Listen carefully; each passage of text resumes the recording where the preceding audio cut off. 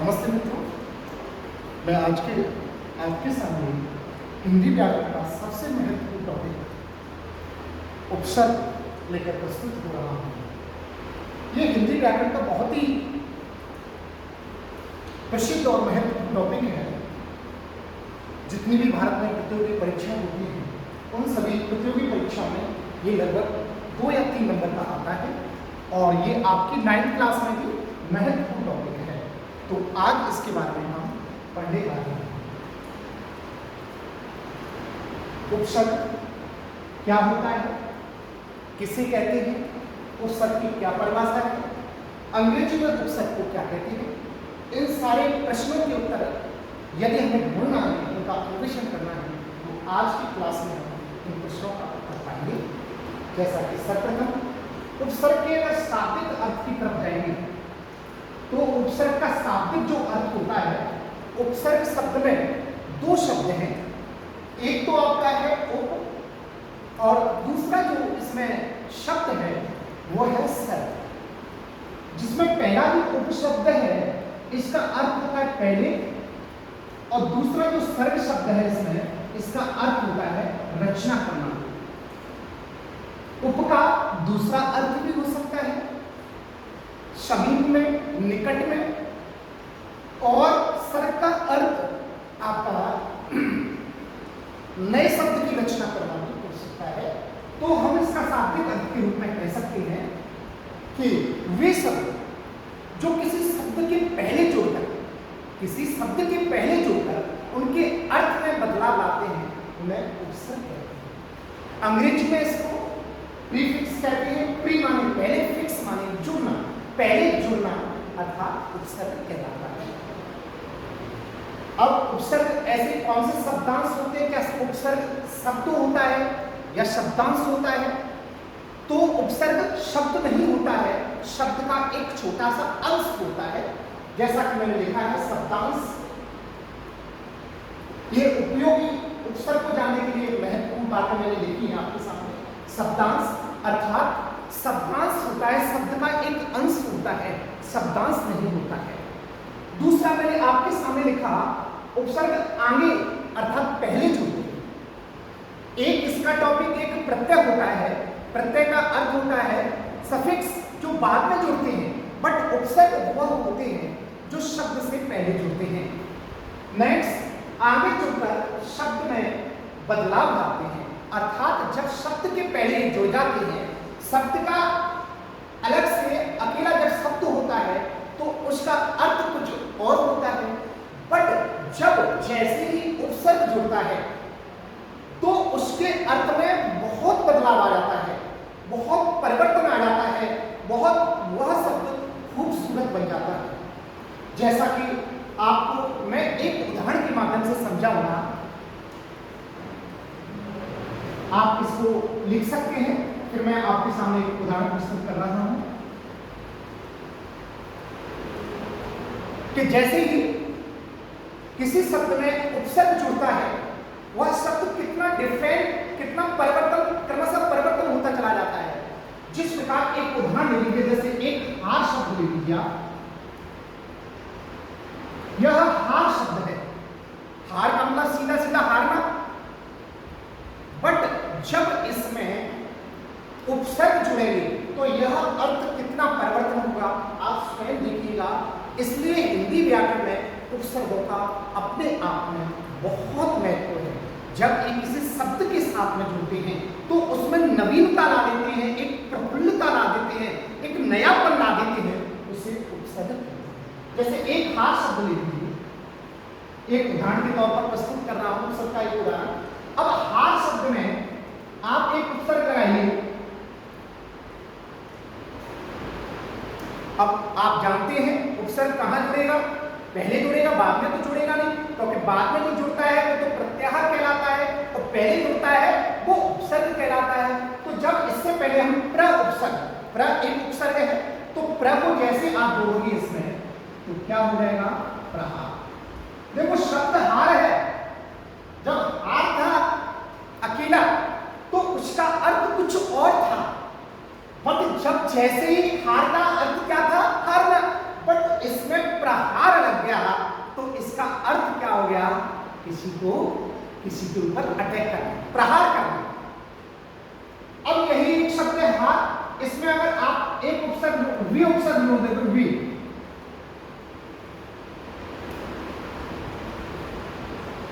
तो क्या हो जाएगा?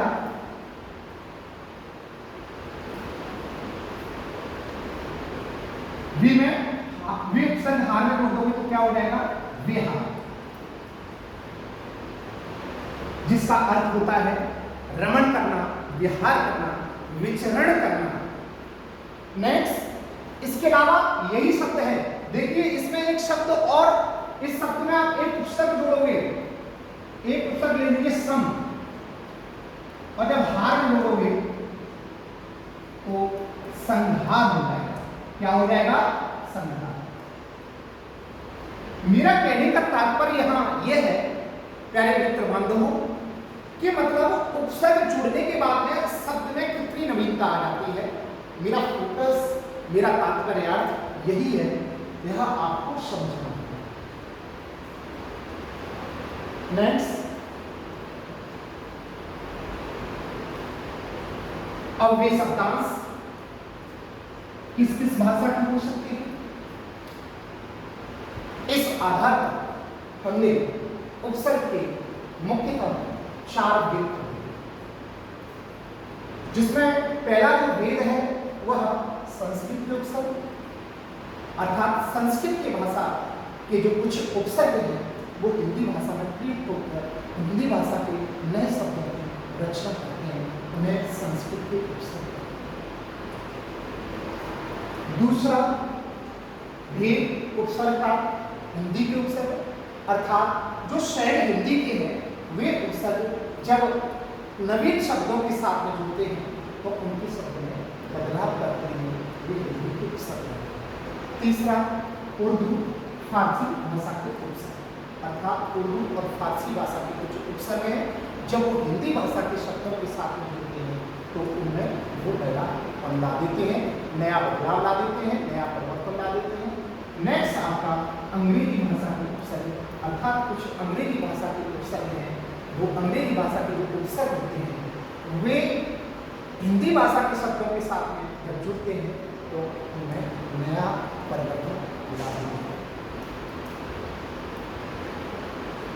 अब संस्कृत के उपसर्गों की बात करते हैं। सर्वप्रथम संस्कृत के उपसर्ग, ये तत्सम उपसर्ग भी कहलाते हैं। ये लगभग संस्कृत के उपसर्गों की संख्या 22 है, जिसमें 22 में पहला उपसर्ग लेते हैं अति।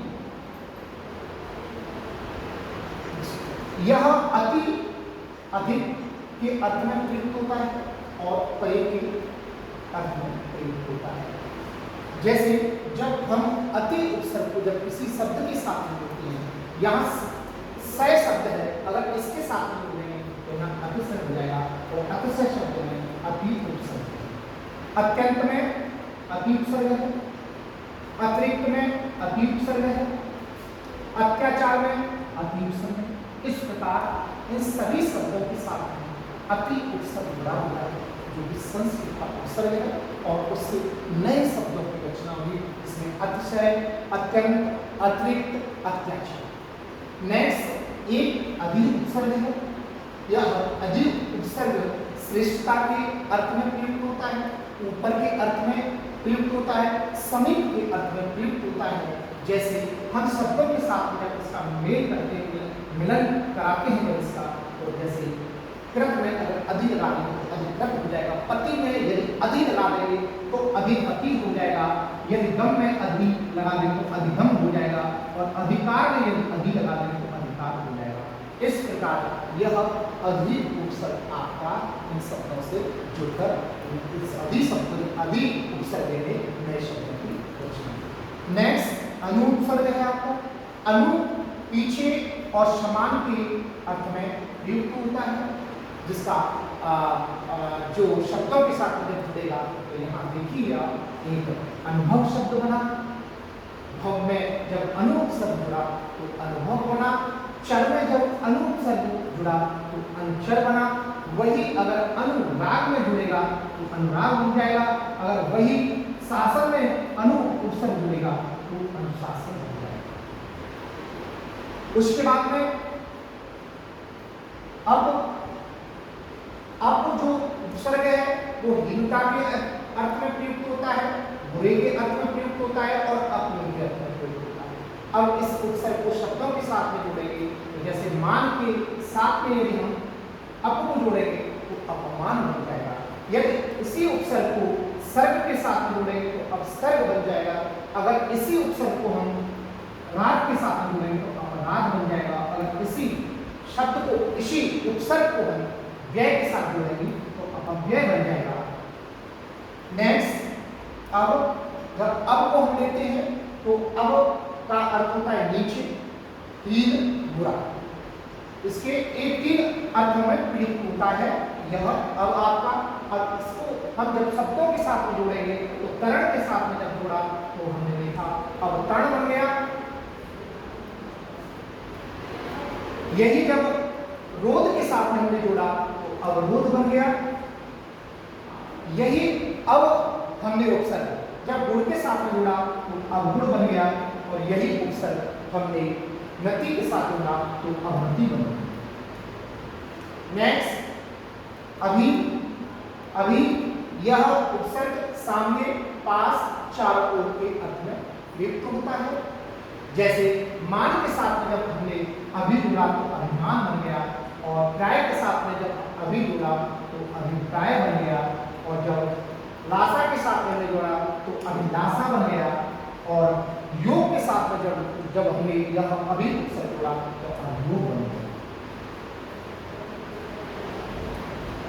उसके बाद में आ तक, जिसका जो तक के रूप में प्रयुक्त होता है। जैसे आमरण, मरण के साथ में हमने आ उपसर्ग जोड़ा तो आमरण बना। जीवन के साथ में हमने आ उपसर्ग जोड़ा तो आजीवन बना।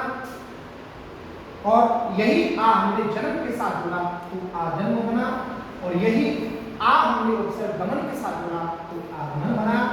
और यही इस प्रकार इनके अलावा और भी शब्द हैं, उनके साथ में भी इन उपसर्गों को आप जोड़ सकती हैं। नेक्स्ट आपका उत, यह जो उपसर्ग है वो श्रेष्ठता, ऊंचाई और ऊपर के अर्थ में प्रयुक्त होता है। इससे शब्द उत्साह, साह में अगर जुड़ेगा यह उपसर्ग उत्साह हो जाएगा। यही अगर उत्सर्ग पन्न में जुड़ेगा तो उत्पन्न हो जाएगा। यही उपसर्ग अगर उत्थान में जुड़ेगा उत्थान हो जाएगा। और यही उपसर्ग उत आपका नति में जुड़ेगा तो उन्नति। इस प्रकार ये शब्द इस प्रकार आपके नए शब्दों का निर्माण करते हैं, उपसर्ग कहलाते हैं। उसको आप अपनी फेयर कॉपी पर एक बार लिख लीजिए। इसके बाद फिर आगे मैं आपको और कराऊंगा संस्कृत के उपसर्ग और बच्चे में उसके बारे में और